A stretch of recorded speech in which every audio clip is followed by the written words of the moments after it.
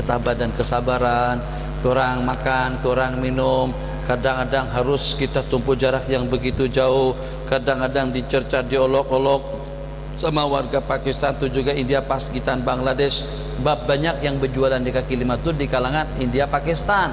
Mereka yang paling banyak berjualan. Kalau dengan orang Arabnya jadi bosnya, tapi kadang-kadang orang Arabnya pun juga kadang-kadang rasa juga. Kalau ditawar dia marah, sebab dia tak ada waktu. Pelanggan banyak, ramai, semuanya pilih bayar ambil, bayar ambil, bayar. Terus dengan kita stay di sini, kita banyak pelanggan.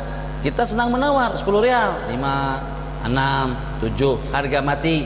Oke 7 mau kan, oke 7 kan. Benci harga tak kurang. Itu harga jual 10 dengan harga satuan sama. Harga satu unitnya 9. Oke lah 7,5. Roh kata dia, pergi. Nah, dia usir kita. Beda kalau sini kita tidak usir, tapi tetap kita tidak akan murahkan. Man istata'a yamuta bil madinati, barang siapa mampu mati di Madinah, mampu boleh untuk mati di sana, fal yamut biha, tapi itu bukan leluasa kita, sebab aku akan memberikan syafaat kepada orang-orang yang mati di sana. Itu kemuliaan bagi orang yang mati di kota Madinah, akan mendapatkan syafaat daripada Rasulullah. Kau pajosa'aka anak, seorang laki-laki bersendawa di hadapan bagi Nabi.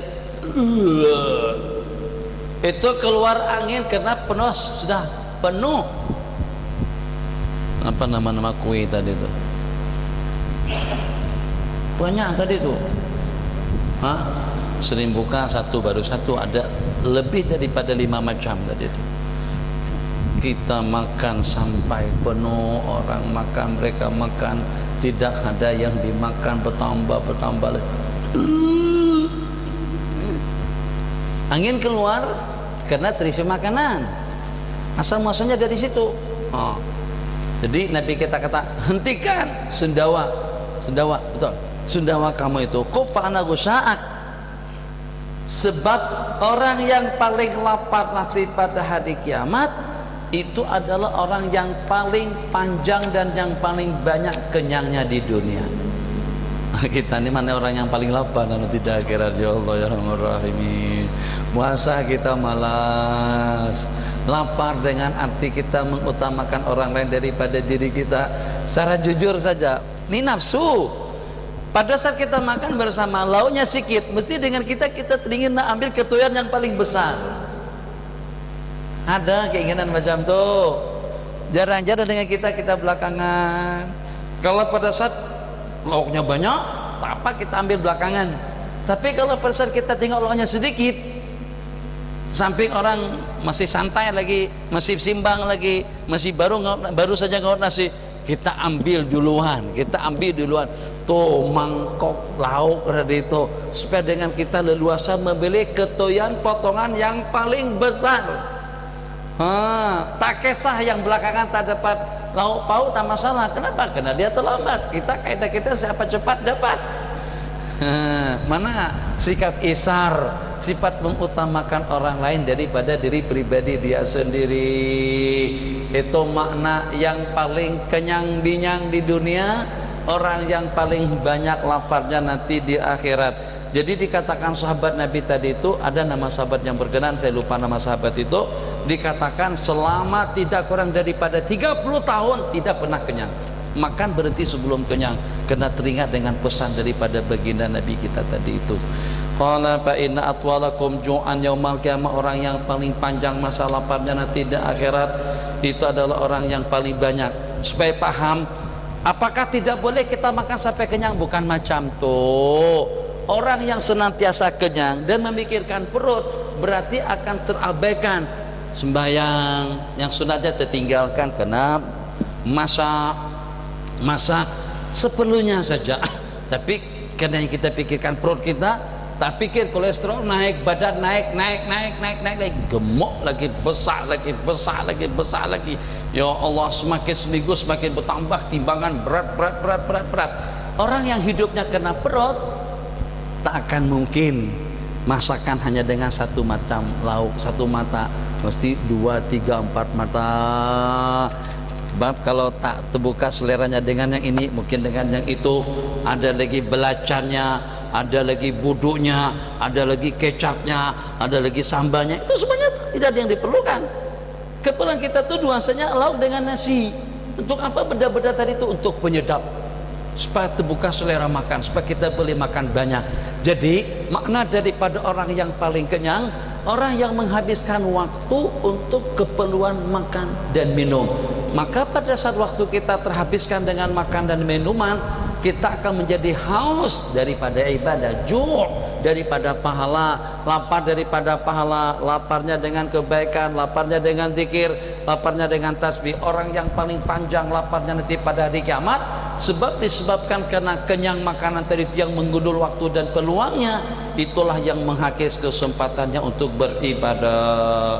Saya kunu fi ummati aqwamun yukadzibuna bil qadar, akan tiba nanti saja dengan umatku kumpulan-kumpulan yang tidak percaya dengan takdir.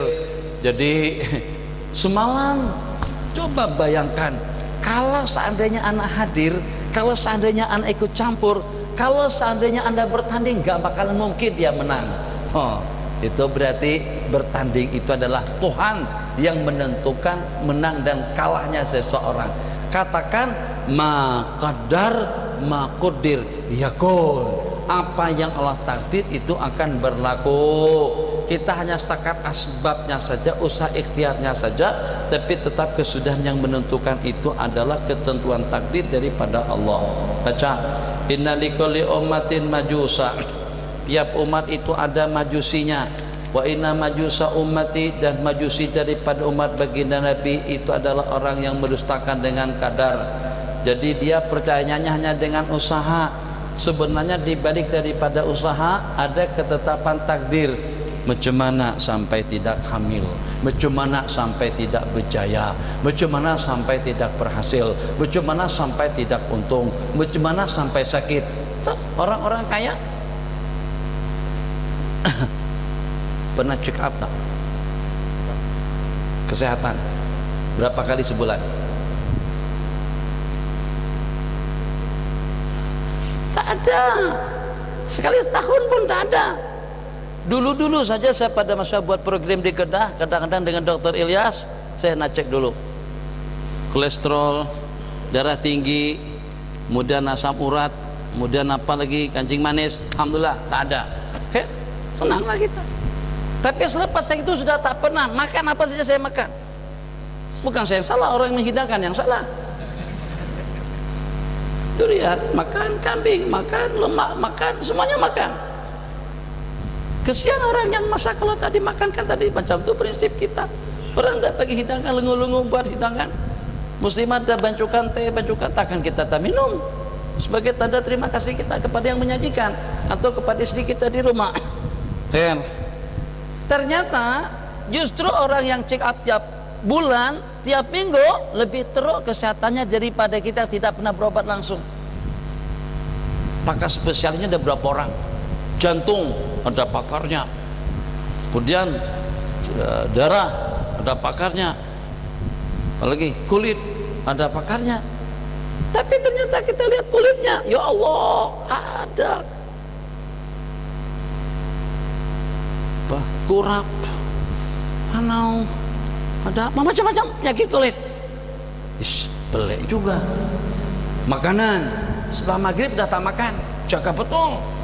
Malam tak pernah keluar, takut kalau terganggu dengan angin malam. Subuh tak pernah ke masjid kalau terganggu dengan angin pagi. Tak pernah bangun subuh. Pukul 8, 7 bangun, bros gigi, semuanya. Ya Allah, di dalam bilik air ada cermin, ada obat-obatan, ada minyak harum, kemas rapi. Kalau dibanding-bandingkan barangkali tandasnya orang tadi itu lebih cantik daripada bilik tidur kita. Semuanya serba daripada keramik. Tak ada kotoran, tak ada najis, tak ada benda yang mengganggu kenyamanan kita pada waktu kita buang air. Tapi yang dibuang tetap bau bosok, itu memang benda yang tidak dapat dielakkan. Baunya masya Allah tabarak itu sudah pasti. Yang kita tanyakan, bagaimana orang tadi itu boleh sakit?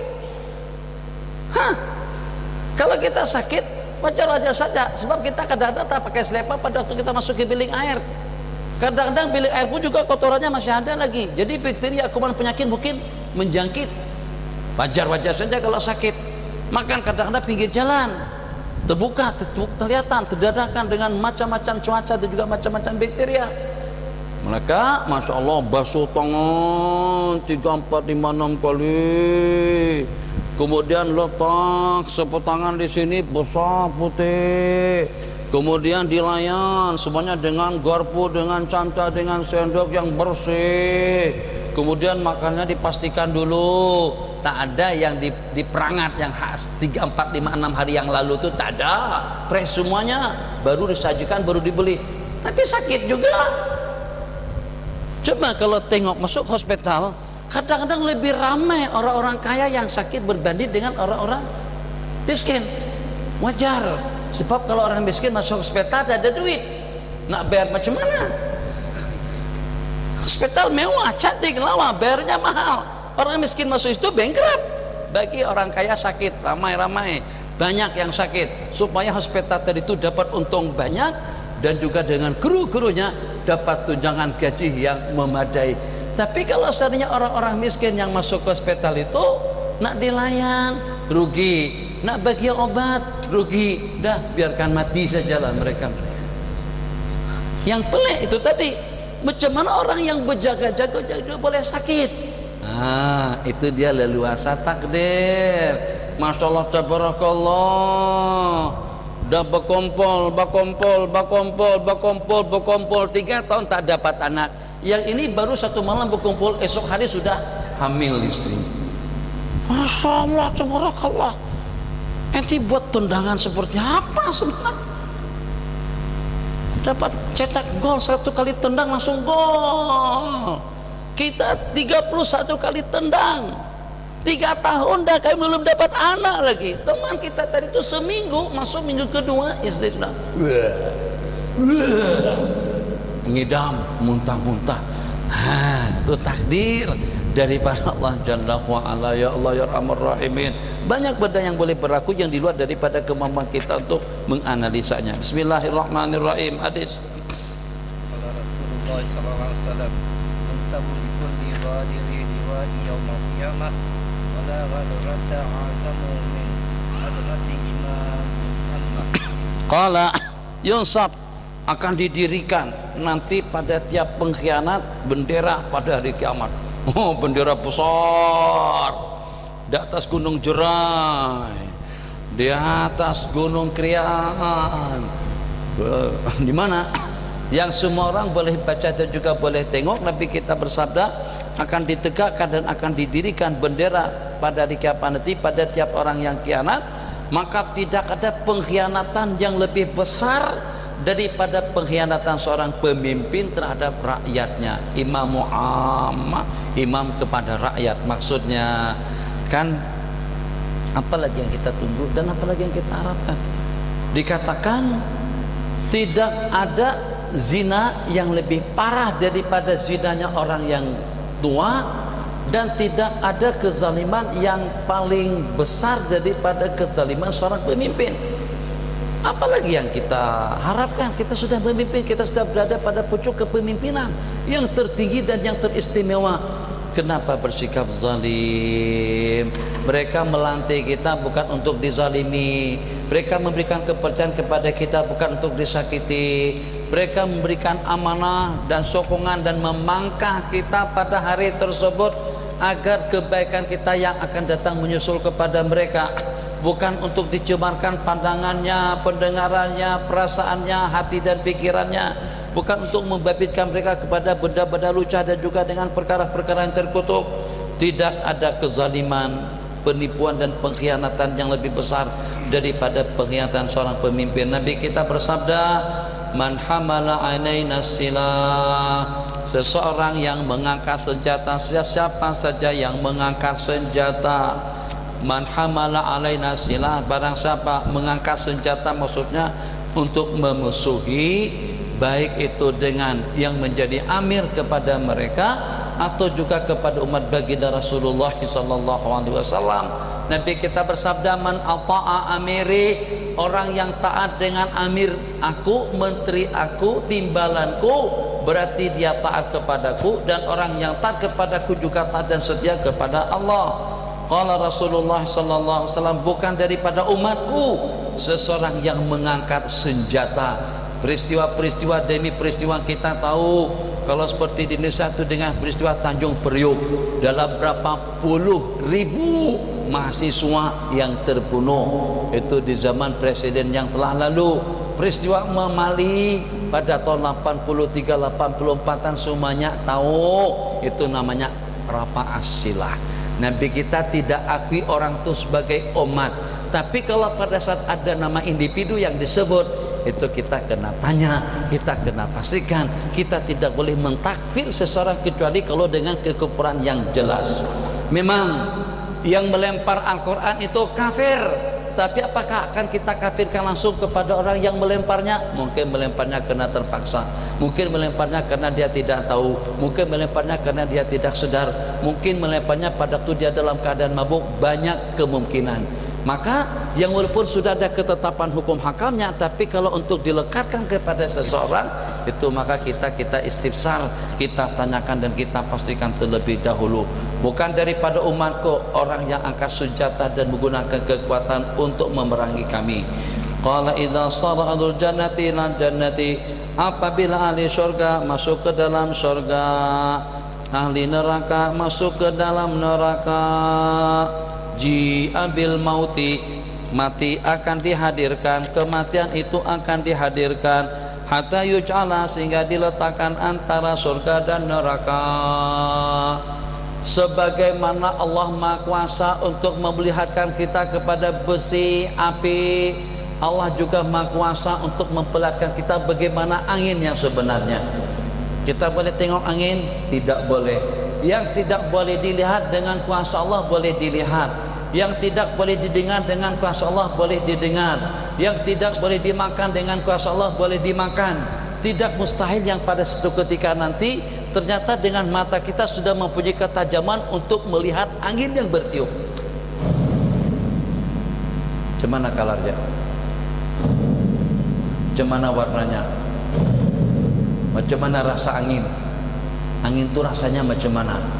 Ya memanglah, kalau pada saat dengan kita ditandas, kita tercium air tandas, kita tercium bau tandas, bosok, itu bukan anginnya yang berbau, itu daripada bauan yang berbau. Tapi kita nak tahu betul angin yang bening itu bagaimana baunya, angin yang bening itu macam mana warnanya, itu tidak boleh dilihat dan juga tidak boleh didengar dan juga tidak boleh dikesan. Tapi Allah Maha Kuasa atas segala-galanya. Dulu tidak pernah kita dengar besi boleh bercakap-cakap, sekarang besi sudah bercakap-cakap. Nih daripada besi, nih MP3 daripada besi, handphone daripada besi. Nabi kita dah meramalkan ke sana, bahkan di luar daripada dugaan manusia. Akan tiba saatnya nanti dengan umatku di akhir zaman, sis'un na'am, tali selepa boleh bercakap-cakap, kan lebih canggih lagi tuh. Kalau ini bercakap betul saya boleh-boleh saja, tapi tali selepa boleh bercakap-cakap, itu hebat. Itu teknologi Jepang belum sampai ke situ. Itu teknologinya Allah Jalla wa'ala. Paha seseorang boleh ngobrol apa yang dilakukan oleh ahli dan keluarganya. Nah, itu nanti di akhir zaman seperti itu yang Nabi kita sabdakan. Hadis yang diriwayatkan di sini, mati itu tak nampak macam mana mati. Apakah mati itu besar, apakah mati itu ringan, apakah mati itu hitam, apakah mati itu putih, apakah mati itu menakutkan. Kita takut dengan mati, tapi kita tak pernah tengok. Hari kiamat nanti ahli surga di dalam surga, ahli neraka di dalam neraka, sumaji'a bil maut, kemudian dengan kematian itu dihadirkan dan disembelih antara dua kumpulan. Dikatakan tidak ada yang paling menyedihkan, kepada ahli neraka, dan tidak ada yang paling menyeronokkan dan yang menyenangkan kepada ahli surga daripada peristiwa tersebut, daripada firman Allah, khuludun, kekal abadi selama-lamanya di dalam surga kepada ahli surga. Dan juga dengan kata-kata khuludun, kekal abadi di dalam neraka dan selama-lamanya di dalam neraka, itu kepada ahli neraka. Ji'a bil maut, mati tadi itu disembelih kepada di atas hadapan mereka. Tidak ada mati. ahli surga pada saat ketika mendengar tidak ada mati seronok sekali, sebab kenikmatan tersebut akan mereka nikmati selama-lamanya. Ahli neraka sedih, takut, kecewa sekali, sebab tidak ada penghujung terhadap siksaan yang menimpa kepada mereka. Qala ya ahlal jannah, ya ahli surga, tidak ada mati, nikmat sekejap saja, sabar, jaga mata sekejap saja, jaga telinga sekejap mata. Music yang walaupun ada yang membolehkan, tapi lebih aman dan juga lebih selamat kalau kita tidak terbabit. Kadang-kadang yang Islamik pun yang paling parah sekali, kadang-kadang yang Islamik ini justru lebih kacau lagi kadang-kadang daripada yang lainnya.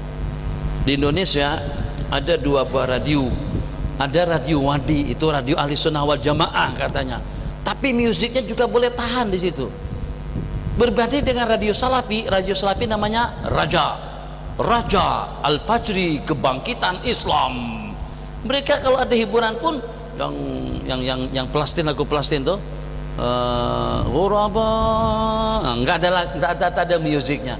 Jadi mereka kadang-kadang lebih berwaspada dan juga lebih berhati-hati berbanding dengan kita yang mengatakan inilah Islam, lebih terbuka, lebih sembarangan, lebih santai, sepanjang putaran waktu 24 jam tilawah. Jadi kita tengah malam mandu, kita buka radio Al-Fajri, radio salafi, tapi kadang lebih singkat kita dengan ceramahnya, tapi celah-celahnya, selingannya Quran, terjemahannya, kadang-kadang terjemahan tentang zikir, terjemahan tentang doa. Kita mandu tengah malam balik daripada Jakarta mungkin jam 2 pagi, kita buka radio mereka, Masya Allah, beningan lantunan kalam ilahi. Buka yang hak Islam tadi itu, bang bang bung bung bung, bang bang bung bung bung. Kenapa seperti itu? Celaru jadinya. Memang sebab sekarang yang ada Islamiknya itu lebih disukai. Seni Islam, budaya Islam, makanan Islam, minuman Islam. Kalau tadi Islamnya orang tamak, kalau sudah dikatakan dilabelkan dengan Islam, semuanya minat.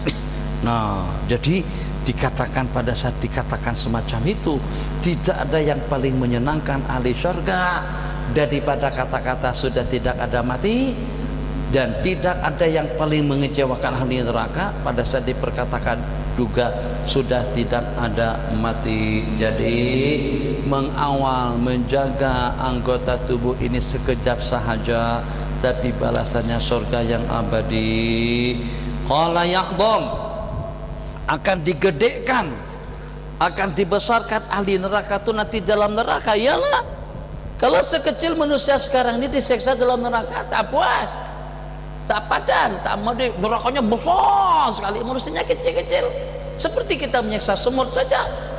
Akan Allah gedekan, akan Allah besarkan ahli neraka di dalam neraka, sehingga inna baina syahmatai udhini ahadihim, sehingga Nabi kita bersabda, jarak antara ujung nih syahmah yang lembut nih muslimat, yang atas itu telinga, yang hak lembut dua yang tak ada tulangnya nih namanya syahmah, jarak antara sini ke bahu itu perjalanan 700 tahun, lebar sekali.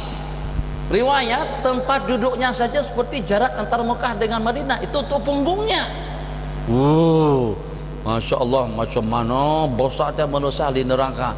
Sebab kalau sana kecil mungkin tidak terasakan perih dan sakit dan siksa api neraka, untuk lebih dia rasakan. Wa inna ghilazah jildihi, dan ketebalan kulitnya 70 hasta, tebalnya kulit seksa ahli neraka tadi itu 70 hasta, kira-kira dalam 17-18 meter, 18 meter tebalnya. 18 meter dari mana kira-kira? Ini dari sini ke sini, situ, sini 10, lebih kurang lah daripada pintu ke pintu. Itu tebalnya kulit mereka. Qala wa inna dirsahu, gigi gerahapnya seperti gunung Uhud, besar sekali. Besar-besar, untuk lebih menikmati adab yang Allah timpakan. Inna ata alil jannati, sesungguhnya serendah-rendah dan sehina-hina, dan tidak ada yang rendah dan yang hina di dalam surga. Maksudnya level yang paling di bawah terhadap ahli surga itu lama yang turu ila jannatihi, seseorang yang melihat kepada surga-surganya, taman-tamannya, kebun-kebunannya, wa azwajihi wa na'imihi wa khadami wa sararihi masirata alfi sanah. Pengawal, istri, kebun, perhiasan, tempat-tempat indah, lokasi-lokasi rekreasi, kecantikan dan kemewahannya, itu untuk kita mengelilinginya sampai memerlukan waktu tidak kurang daripada dalam 1000 tahun. Nak tengok, mau melawat dulu, melawat. Setakat melawat ya, belum memparkan lagi, belum coba lagi. Coba lagi, habis waktu kita, Masya Allah, tabarakallah. Untuk setakat tengok aja yang Allah sediakan di dalam surga sampai perjalanan 1000 tahun. Adana itu yang paling di bawah, bukan kelas bil firdausil a'la. Inna adana, serendah-rendah kedudukan ahli surga itu adalah seseorang yang memandang kepada kebun-kebunannya, istri-istrinya, nikmat pelayan, surur, sarir, kosen, kursi, katil, hamparan, perjalanan 1000 tahun. Wa akramahum Allah, sementara yang paling istimewa dan yang paling mulia di kalangan mereka yang diperkenankan untuk memandang zat Allah yang maha agung pagi dan petang. Tidak ada yang paling nikmat daripada pandangan mata melihat, dan ini dapat kita buktikan di dunia. Masya Allah, tabarakallah. Ganti pakaian kenapa? Ganti kereta kenapa? Ganti kapet kenapa? Ganti kain kenapa? Basuh rumah kenapa? Karena untuk tatapan mata melihat. Boleh aja kita duduk, buatkan rumah segi 4, selesai. Takkan rumah itu kita makan. Rumah bukan diminum. Rumah bukan untuk kita makan, bukan untuk kita kendahi. Tujuan rumah itu tidak lebih daripada untuk kita berehat. Ada katil, ada tilam, ada alas, ada bantal. Bismikallahumma ahya wa amut, selesai. Yang macam tuh daripada kayu, daripada semen, dengan bahan-bahan daripada apa saja boleh. Tapi untuk apa ada kayu jatinya? Untuk apa dengan dekorasinya macam ini? Untuk apa pula itu dengan lampu sorot atau juga dengan lampu hiasnya? Untuk apa pula dengan kaca yang dihiasi di dalamnya? Untuk apa? Itu semuanya untuk tatapan mata aja. Bukan untuk didengar, dia tak kedengaran. Bukan untuk dijilat, dia tidak dimakan. Bukan juga untuk dipegang, tapi untuk tatapan. Untuk apa? Bermakeup. Apakah istri kalau bermakeup dijilat-jilat sama suami?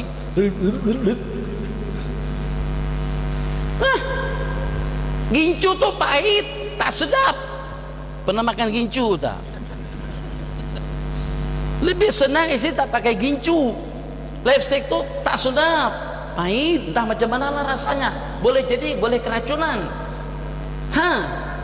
Tapi untuk apa? Supaya nampak kelihatan lebih lawak.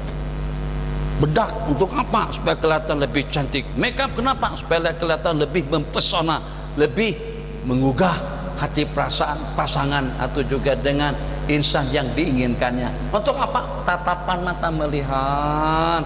Nafsu akan terangsang gara-gara kena penglihatan mata melihat. Ada orang kadang-kadang waliyadzubillah, naudzubillah, kalau sampai ke tahap itu yang dia tidak boleh menggauli pasangannya kecuali kalau dia tengok blue film dulu. Dia tengok benda lucah dulu, baru naik keinginannya, baru naik syahwatnya. Kalau tak tengok benda-benda macam itu, dia tidak boleh layan pasangannya. Itu kotor dan jijik. Jadi untuk melakukan yang halal tapi dengan membabitkan diri kepada perkara-perkara penjanggal kembali. Masya Allah, tabarakallah. Lampu tak pernah dinyalakan pun yang situ tuh. Tuh yang mangkok di samping nyamping tuh, mesti tengok tuh yang mangkok tuh. Udah berapa kali kita datang ke Masjid Mukarramah pernah tengok menyala tak? Mahal tuh, bukan murah. Lebih-lebih lagi itu mahal juga. Itu kecantikan semata-mata. Kecantikan saja.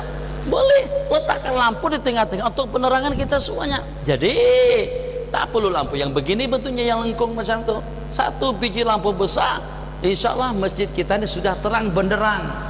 Nah, kalau yang hak besar di tengah tak lawan sih. Ini cantik. Nah, jadi kelihatannya tertata kemas